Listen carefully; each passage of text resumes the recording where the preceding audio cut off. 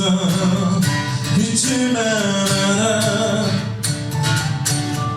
주가 너의 영광으로 임하시리라.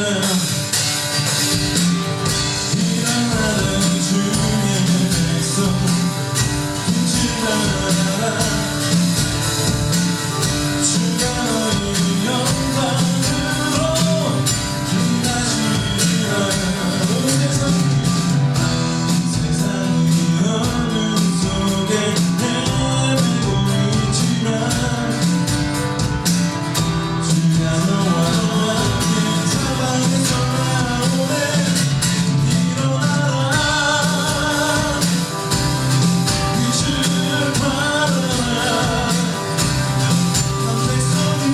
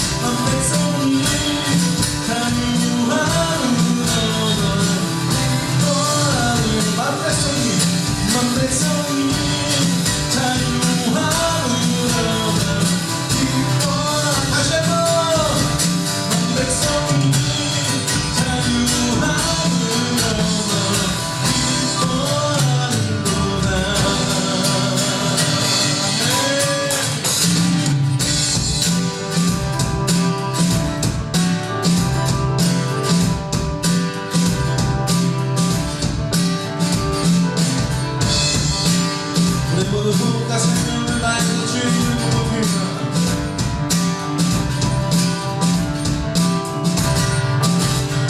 주의 이름 높이며 주를 찬양하리. 나를 구원한 것이 주를 기뻐하리. 하늘 영광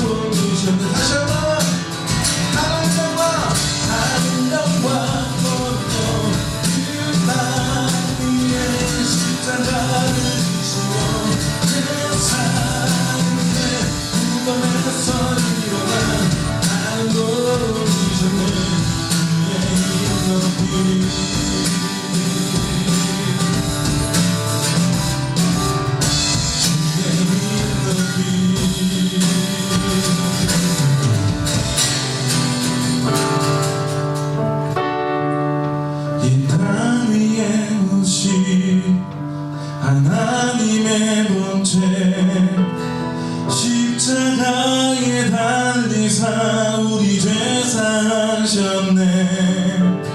하나님이 그를 지극히 높여 모든 이름 위에 뛰어난 이름을 주사 우리 예수 이름 앞에 절하고 모든 입이 주를 시네. 영광 중에 오실 주를 보리라. 선포해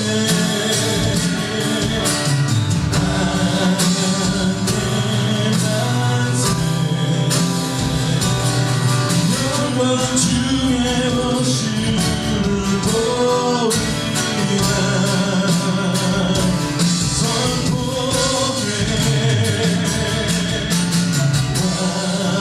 왕의 만세 존귀와 위엄을 찬양해.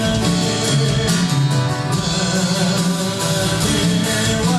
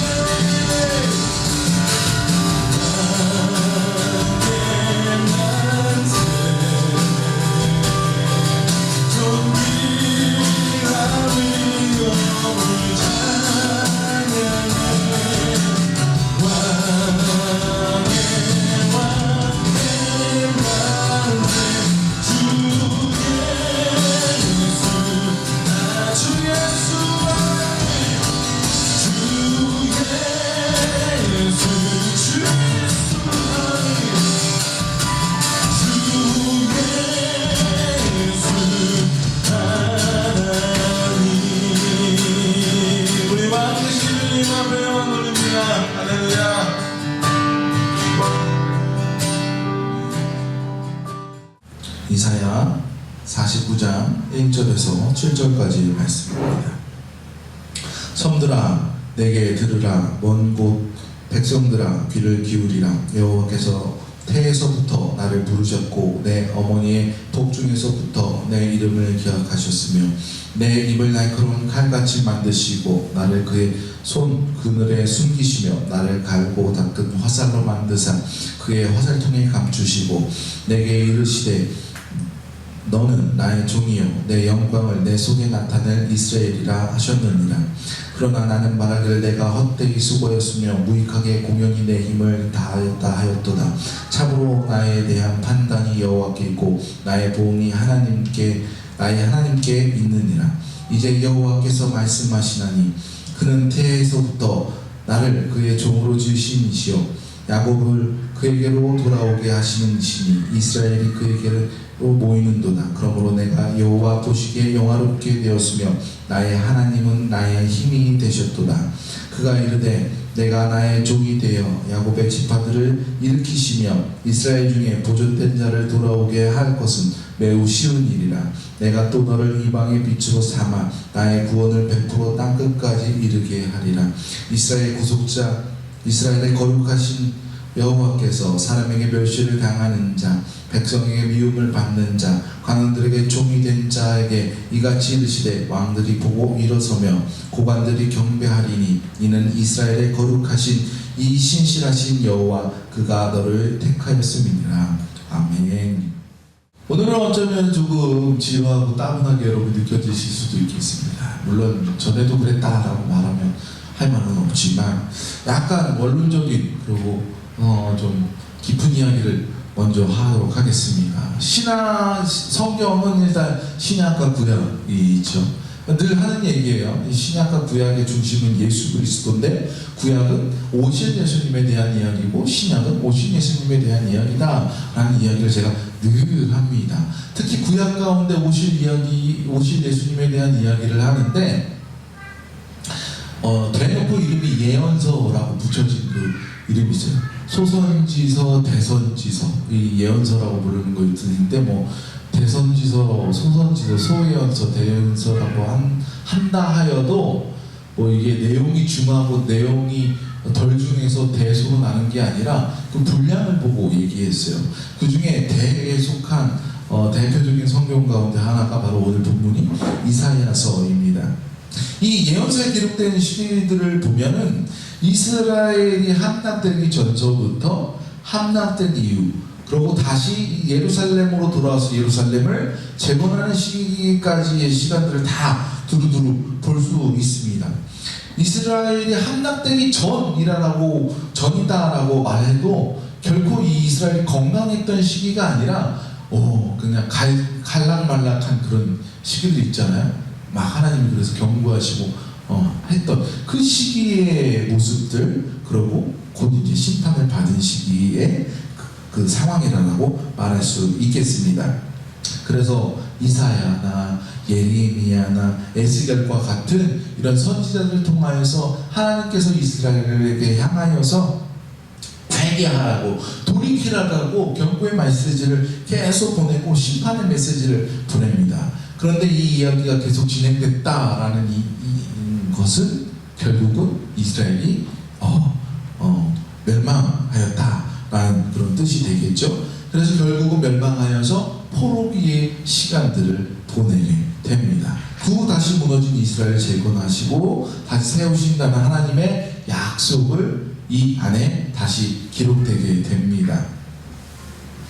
이사야의 이야기도 이와 동일하게 전반부는 경고의 말씀으로 이스라엘에게 책망을 전해주고 있어요. 회개하라고 선포하고 있습니다. 그러나 여기에서 그냥 책망하고 내가 너를 심판하겠다라고 하는 말씀에서 끝나는 것이 아니라 후반부에 오면 그러나 너희가 회개한다면 내가 너희를 이렇게 회복시킬 거야. 혹은 회개하지 않고 멸망했을지라도 후에는 내가 너희를 이렇게 다시 일으켜 세우겠다라는 회복의 약속을 주시고 있다라는 것입니다. 그래서 오늘 본문에 이르러서는 그 회복의 방법, 구원의 구원과 그 메시아의 모습들이 어떻게 나타나는가를 하나님께서 말씀하고 있다라는 것입니다. 이렇게 서두에 어렵고 장황한 이야기를 왜 하는가 하면 오늘의 이 말씀을 통하여서 보면 메시아, 즉 예수님이 어떻게 약속되었고 어떤 모습으로 왔고 그 오신 모습과 그리고 하나님의 영광이 그를 통해서 어떻게 드러나 있는가를 한번 볼 수 있는데 그것들을 한번 보기 위해서 말씀을 먼저 드립니다. 먼저 이 시대적으로 볼 때는 이스라엘이 북이스라엘과 남유다로 갈라진 후의 일이에요. 이렇게 분열됐다라는 것 자체가 이미 이 나라가 벌써 망해가고 있다라는 거예요. 다윗의 화려했던 솔로몬의 영화를 누렸던 시기가 지나고 이제 그 나라가 분열되었습니다. 게다가 이사야가 활동하던 시기에는 이미 북이스라엘은 아수르에게 멸망을 당하고 남아있는 남유다가 아슬아슬했던 그런 시기였어요. 이런 위기 속에서 하나님께서는 이사야를 통해서 회개를 선포합니다. 그 회개를 선포하는 이유는 분명하죠. 너희가 회개하지 않으면 심판당할 것이다 라는 거예요. 그럼 모든 예언서들이 그렇듯이 이 말씀의 결론은 내가 결국은 너를 멸망시킬 거야가 아니라 회개하라가 그 중심이에요. 그래야지 내가 너를 살려줄 수 있기 때문이죠. 다시 내가 너희를 구원하고 재건할 거야 라는 하나님의 약속으로 매짐하고 있는 것이 이 예언서의 목적인데, 재미있는 것은 이렇게 회개를 촉구함에도 불구하고 결국에는 이스라엘들이 회개하지 않고 있다라는 겁니다. 그래서 결국에 이 말씀의 후반부에 보면은 이스라엘이 결국은 아수르에게 멸망당하여서 포로로 끌려가고 있는 그 상황을 말씀하고 있는 것을 볼 수 있습니다. 물론 백성들은 다 포로로 끌려갔고 이스라엘 땅은 잿더미가 되었어요. 48장 1절 이하로 보면은 현재 이스라엘의 상황을 잘 표현하고 있어요. 하나님이 이들을 향하여서 뭐라고 얘기하냐면 이스라엘의 하나님을 기념하면서도 진실이 없고 공의가 없도다 라고 말씀하고 있어요. 그 민족의 전통과 역사를 기억해 보면 우리 하나님이 우리 민족의 하나님은 맞습니다. 하나님의 이름도 있고 그들의 삶의 절기의 모습에 하나님의 이름도 있고 절기 자체가 성의를 축일하는 그런 날이기도 하였고 뭐 예배의 형태들도 있었지만 하나님을 향한 마음이 없었다라는 거예요. 우리나라 많은 그 명절들이 있지만 명절 예전처럼 그 명절의 뜻보다 그냥 쉬는 날로 그렇게 넘어가는 게 되는 날들 많이 있잖아요. 그런 것 같이 이스라엘도 그 뜻들이 다 있는 것인데 하나님을 다 잊어버리고 이름과 그런 형태들은 있지만 그 중심의 예배가 없었다라는 것입니다. 그들의 조상이 비록 다윗이고 야곱이고 모세인 것은 맞지만 지금 그들의 현실은 이방인들만도 못한 그런 상황이었다라는 것이에요. 그래서 48장 2절 말씀을 보면 그들은 거룩한 성 출신이라고 스스로 부르고 이스라엘의 하나님을 의지한다 하며 그의 이름이 만군의 여호와라고 하나. 나는 거룩한 성의 출신이야. 하나님 선택한 선민의 그런 출신의 백성이야 라고 말은 하고 있지만 예전의 그 영광이 지금은 온데간데 없는, 마치 다 사라진 과거의 영광을 회상하는 힘 다 빠진 노인과 같은 그런 모습이 연상되는 모습이다라는 것입니다. 이렇게 이야기하면 조금은 국제적으로 민감하게 받아들일 수도 있겠지만, 그럼 미국이 어떤 나라입니까? 미국은 청교도들로 인하여서 하나님의 말씀의 기본으로 세워진 나라 아니겠습니까? 그래서 미국 사람들에게 종교가 뭐냐고 물어보면 많은 그 미국 본토 사람들은 이민 국가이기도 하지만 많은 사람이 이민 갔지만 그들을 제외한 본토의 미국 사람들은 뭐라고 얘기합니까? 종교란에 기독교라고 써요. 그들이 평생 성탄절 그리고 추수감사절 그때만 교회를 가더라도 그들의 종교는 뭡니까? 기독교예요. 평소에 예배를 하지 않고 하나님 믿고 지내고 깜짝 놀랄 때 오마이갓이라고 외치지만 그냥 종교는 기독교인 거예요. 그 나라 대통령이 임명을 할 때 그 모습을 보셨습니까? 어떻게 합니까? 성경 위에 손을 얹고 선서하는 모습을 볼 수 있어요. 그 안에 또 그들의 국가 가운데 어떤 내용이 있습니까? 하나님 이 나라를 축복하소서라는 내용이 있어요. 선서에도 마찬가지입니다. 그런데 지금은 어떤 나라가 되었습니까? 하나님을 노래하고 하나님의 말씀 가운데 세워졌다 말하고 있지만 동성애를 합법화하고 동성혼을 합법화하고 교회가 반대한다고 하여 그런 목소리를 내면은 그를 반대로 억압하고 오히려 교회를 핍박하는 그런 나라가 되지 않았습니까? 그러면서도 여전히 그들은 하나님의 나라라고 이야기하는 목소리가 있다라는 말입니다. 지금 이사야의 예언을 듣고 있는 이 남아있는 이스라엘의 민족들의 상황이 이렇다는 거예요. 하나님의 백성이고 이 나라가 지금 다윗의 뿌리고 솔로몬의 뿌리인데 하나님이 불러주신 그 야곱의 백성들인데 근데 그 백성들이었으나 지금 하나님의 영광이 이 가운데 남아있지 않다라는 것입니다. 혈통적으로나 문화적으로나 건물이나 그들의 생활의 습관들에는 남아있지만 그 마음의 중심에 하나님이 떠나 있다라는 것입니다. 홀만 붙들고 있는 가짜 백성이 되었다라는 말이에요. 예전에 한번 차륵 이야기를 여러분과 했습니다. 우리가 어렸을 때 방학 숙제를 보면 차륵도 뭐 만들기 해오잖아요. 근데 우리가 방학 시작할 때 어떤 마음을 갖습니까? 내가 이번에는 정말 밀리지 말고 꼬박꼬박 내가 숙제를 다 해가야지. 차륵도 미리 사다 놓고 수수깡도 미리 사다 놓고 요즘엔 다 엄마들이 공동 구매하거나 아니면 이렇게 마트에서 이렇게 아니면 집에서 홈쇼핑으로 이렇게 구입하지만 옛날에는 문방구 앞에 가서 우리가 사왔잖아요. 근데 방학 때만 학교 갈 일이 없으니까 미리 다 사놓고 만들어놔야지 차력도 사다 놔야지 사다 놓고 있는데 결국은 이제 방학 끝나갈 때쯤 숙제해야지 하고 차를 꺼내면 어떻게 돼 있습니까? 물기가 다 말라가지고 벽돌이 되어 있는 차를 발견하게 되죠. 부랴부랴 차를 사야 된다고 또 그런 상황입니다. 우리가 차를 빚어보면 알지만 물기가 많을 때는 이렇게 차량이 잘 만져져요. 우리가 원하는 대로 잘 만져집니다. 그러다 만지다 보면 시간이 지나고 수분이 좀 날아가면 뻣뻣해지죠. 그럼 어떻게 해요? 여기 물을 조금 묻혀. 그럼 다시 수분을 먹고 차량이 잘 만져질 수 있어요. 그렇잖아요. 그런데 문제는 이거 만들다가 딴짓해 놀다가 돌아와 다 말라있네. 그때 막 물을 뿌리고 삶고 그래도 그냥 돌덩이에요. 한번 굳어지면 풀어지지 않는다라는 것입니다. 이스라엘이 회개의 말씀을 듣고도 회개하지 못하였던 이유가 무엇일까요? 그들이 하나님의 백성이라고 얘기하면서 회개의 말씀을 촉구하는 말씀을 들었는데도 불구하고 돌아서지 못했던 이유가 무엇일까요? 48장 3절 말씀을 보면 예전부터 내가 너희에게 선포하였으나 너희가 듣지 않았다라고 말씀하고 있어요. 그 이유를 4절에서는 이렇게 얘기합니다. 내가 알거니와 너희는 완고하여 내 목은 쇠의 힘줄이요 내 이마는 못이라 라고 얘기하고 있어요.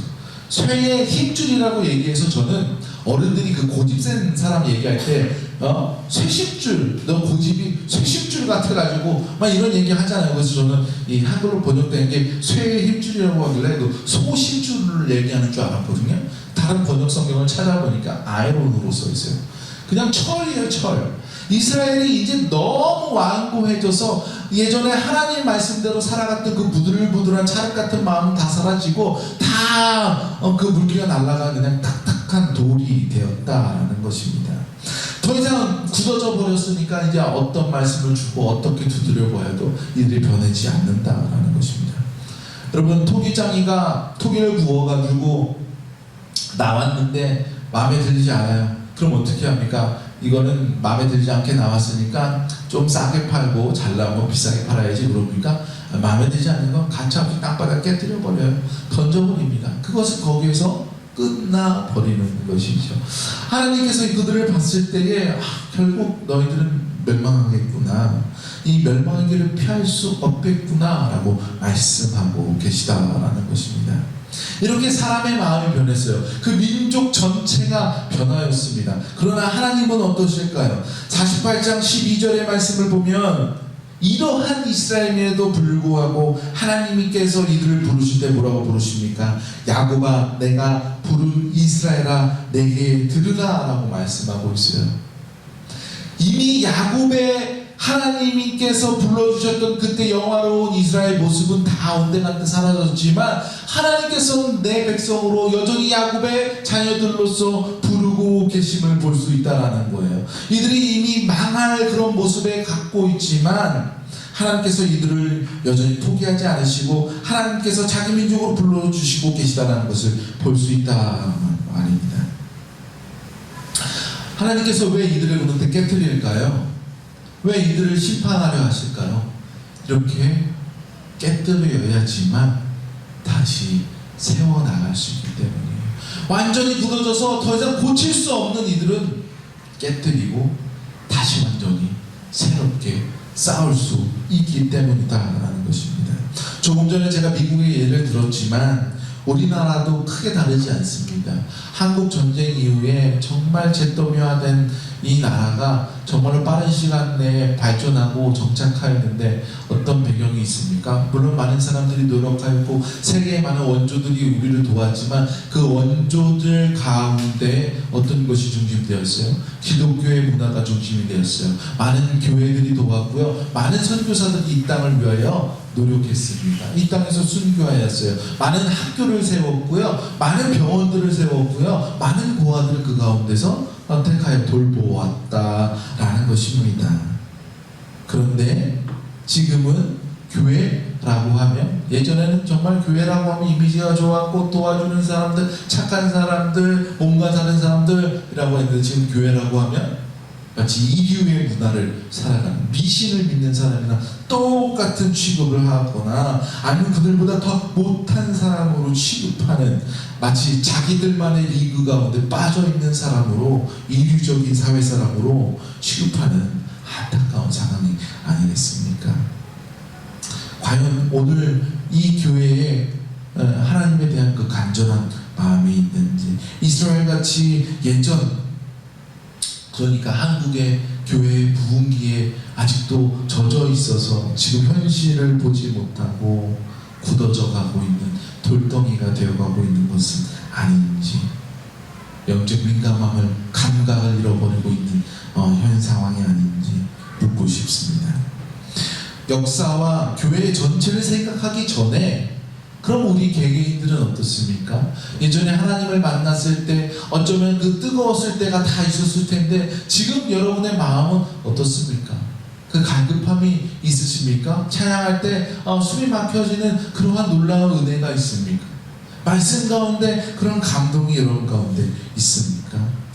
지난 한 해 동안 우리가 파송 찬양으로 불렀던 여호와께 돌아가자라는 찬양이 있습니다. 여러분 그 가사 가운데 여호와께 돌아가자. 우린 돌아서도 그는 변치 않네. 우린 넘어져도 그 사랑 영원하네. 우리가 변할 수 있어요. 여러분 저도 변할 수 있고 여러분도 변할 수 있어요. 교회가 넘어질 수 있고 이스라엘과 같이 굳어질 수 있습니다.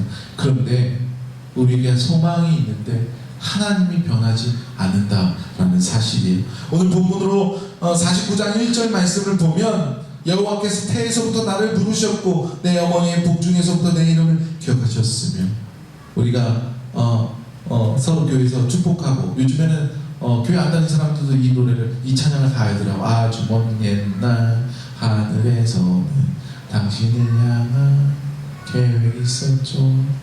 이것이 그냥 듣기 좋으라고 그냥 기분 좋으라고 하는 얘기가 아니라 하나님께서는 이사야만 그런 것이 아니라 우리의 모든 계획을 이전서부터 주님께서 창조하던 그때부터 갖고 계셨다라고 말씀하고 있다라는 것입니다. 하나님께서는 굳어지고 무뎌진 이스라엘을 심판하셨지만 그대로 내버려 두는 것이 아니라 깨뜨리셨잖아요. 이 깨뜨린 걸 뭐라고 말합니까? 연단이라고 얘기합니다. 연단을 통하여서 정금으로 바꿔주고 계심을 여러분 보시기 바랍니다. 물론 그 연단의 과정은 쉽지 않아요.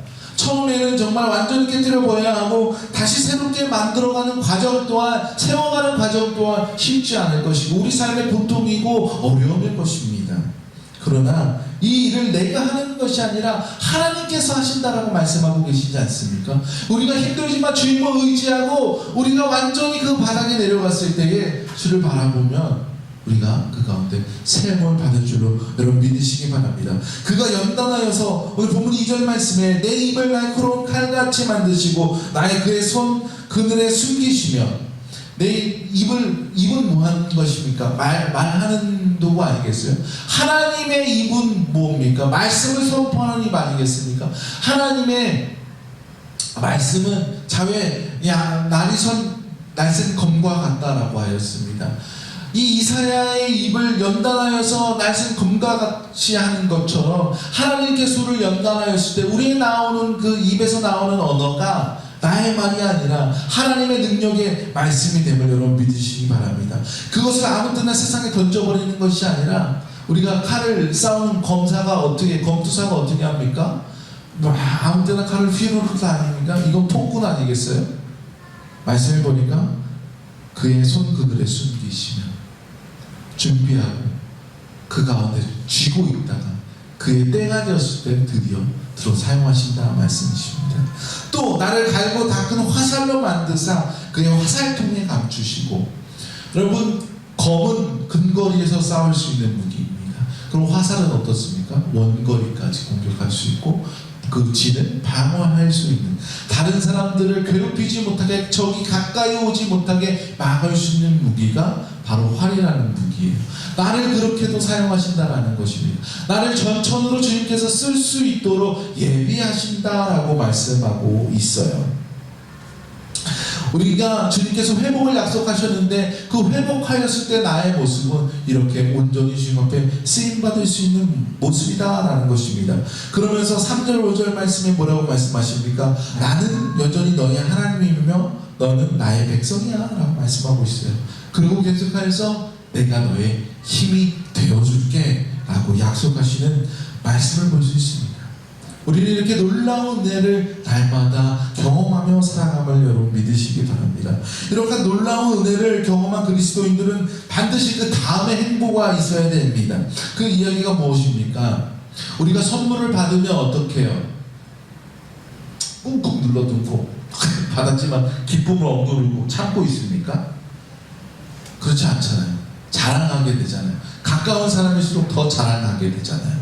옛날에는 뭐 친구들을 가족들한테 자랑했지만 요즘에는 널리 자랑할 수 있지 않아요? SNS를 통하여서 제목은, 사진의 제목은 나른한 오후에 커피 한 잔이지만 사실은 커피잔을 배경으로 하고 있는 비싼 백 사진기 받쳐놓고 그런 거 아니겠습니까? 나 노트를 새로 샀다라는 제목을 이렇게 보면 최신 핸드폰 이름이 노트 이렇게 자랑하고 있고 뭐 이런 거 아니겠어요? 이렇게 뭘 내가 기쁜 일이 있고 내가 받은 것이 있으면 정말 자랑하고 싶은 마음이 있지 않습니까? 우리가 이렇게 하나님 앞에서 나를 회복시켜 주시고 나에게 이 엄청난 은혜를 주셨다라고 한다면 여러분 자랑해야 되지 않겠습니까? 이사야 선지자는 자신을 하나님께서 종으로 부르셨다고 고백하면서 자신을 종으로 부르신 이유에 대해서 이렇게 얘기하고 있잖아요. 이스라엘이 이를 통하여서 돌아오게 하려고 라고 말씀하고 있어요. 이 돌아온 이스라엘은 6절 후반에 보면 또 내가 또 너를 이방의 빛으로 삼아 나의 구원을 베풀어서 땅끝까지 이르게 하리라 라고 말씀하고 있어요. 이스라엘을 통하여서 처음에는 이스라엘이 돌아오게 하였고 그 다음에 이스라엘 돌아온 이스라엘을 통하여서는 이 땅 가운데 이방이 뭐예요? 모든 나라를 통하는 거 아니겠습니까? 이 나라를 돌아올 수 있게 하는 빛이 되게 하겠다라고 말씀하고 있는 것을 볼 수 있어요. 여기서 주목해야 할 것이 있어요. 보통 이스라엘, 이 유대 백성들의 구원의 사상은 굉장히 그 범위가 좁습니다. 구원관이 굉장히 좁아요. 왜냐하면 선민사상이라는 게 강하게 있기 때문에 하나님은 이스라엘 백성들을 먼저 구원하실 거야? 이스라엘만이 하나님의 구원받은 백성이야? 라는 마음이 있다라는 것입니다. 그런데 지금 죄로 인하여서 이 민족이 완전히 한번 무너지지 않았습니까? 무너지고 다시 세운 그 나라 가운데는 어떻게 확장되었습니까? 이 백성이 세움받은 이유가 이제 이방 민족들을 향하여 온 나라를 위하여서 세움받았다라는 것을, 하나님의 구원의 그 범위가 확장되어지고 있음을 볼 수 있다는 것입니다. 처음에는 한 사람이 그 이사야로 인하여서 이스라엘 회복을 얻는가 싶더니 이제는 이 이스라엘 백성으로 인하여서 모든 나라가 하나님의 세상의 빛으로 삼으시고 모든 나라를 구원하시겠다라고 말씀하십니다. 제가 처음 서두에 신약과 구약에 대해서 얘기했잖아요. 그리고 구약이 아직 오시지 않은 예수님에 대한 이야기이고 그것을 예언하는 말씀이라고 했습니다. 그러면서 예언서 또한 그 나라에 지금 예언하고 있는 이 뜻도 있지만 어떻게 멀리 시각으로 바라보면 이 예언서 가운데 무엇이 있습니까? 예수님께서 왜 이 땅에 오셨고 어떻게 오셨고 어떤 모습으로 오셨는가, 그리고 우리에게 무엇을 주셨는가가 이 예언서에 표면적으로 볼 수 있다는 것입니다. 오늘 본문 7절에 보면 이 한 사람에게 멸시를 당하는 자, 백성에게 미움을 받는 자, 관원들에게 종이 된 자가 그 날에는 왕들이 보고 일어서며 고관들이 경배하리니. 마치 우리가 볼 때 이스라엘 백성들이 눌려있고 억압되고 있다가 구원받은 다음에는 이제 왕들이 다 우러러볼 수 있는 민족으로 일어날 수 있습니다 라고 표면적으로 이해할 수 있겠으나 결국 이 모습이 어떤 모습입니까? 예수 그리스도가 이 땅에 왔을 때에 사람들이 손가락질하고 핍박하고 십자가에 못 박힌 모습입니다. 그러나 그가 부활 후에는 이 땅의 왕이 아니라 왕 중의 왕으로 하나님의 아들로서 하늘 높이 하나님 그 자체로 영광을 보이신 그 모습을 나타내고 있음을 또한 볼 수 있다라는 것입니다. 그리고 그 모습이 어디에 나타납니까? 그 빛을 머금은 우리 가운데도 나타나고 있습니다. 우리가 하나님께서 이스라엘을 택하셨다고, 이스라엘을 택하셨다고, 이제 예수 그리스도를 통하여서 너에게 빛을 주었다라고 얘기하고 있지 않습니까? 그가 택하여 부르신 사람이 지금은 누굽니까? 바로 여러분 한 사람 한 사람입니다. 그렇다라는 것은 이 원리가 동일하게 우리에게 적용되었어요. 이제는 우리가 택하여서 부름을 받았으니 우리가 세상에 나아가 빛을 뿜어야 되고 그 빛은 모든 세상에게 비춰져야 된다라는 것입니다. 예수님께서 말씀하십니다. 요한복음 5장 14절에 너희는 세상의 빛이라 산 위에 있는 동네가 숨겨지지 못할 것이요. 16절에 이같이 너희 빛이 사람 앞에 비춰지게 하여 그들로 너희 착한 행실을 보고 하늘에 계신 너희 아버지께 영광을 돌리게 하라. 여러분, 빛을 비추는 도구 여러분이 선택을 받았습니다. 우리가 그 빛을 먹고 자랑해야 되지 않겠습니까? SNS에도 올리고 우리의 삶에도 즐거움으로 기쁨으로 나타낼 수 있는 저와 여러분이 되어야 될 줄로 믿습니다. 우리의 삶이 이제 또 새로운 삶의 빛이 되어져 전달되어야 됩니다. 우리의 삶이 그 예언의 도구가 되어서 나가야 될 줄로 믿습니다. 우리가 세상에 속하여 있을 때는 세상에서 그냥 한낱 쭈구리로 있었으나 이제는 하나님께서 택하셨을 때는 왕들이 우러러 볼 수 있는, 고관들이 부러워할 수 있는 삶으로 변하게 됨을 여러분 믿으시기 바랍니다. 물론 우리 가운데 연단의 시간이 필요합니다. 그 연단의 시간이 쉽지 않아요. 우리의 삶을 힘들다 여겨질 수 있습니다. 그러나 그 시간을 통하여서 거룩한 은혜의 자리에 거룩한 하나님의 백성으로 온전히 설 수 있다면 그것이 무엇이 문제가 될 수 있겠습니까? 여러분, 그를 통하여서 온전히 세울 수 있는 우리가 택함을 받았으므로 세상에 널리 자랑하는 성도가 되시기를 주님의 이름으로 축원드립니다. 기도하시겠습니다.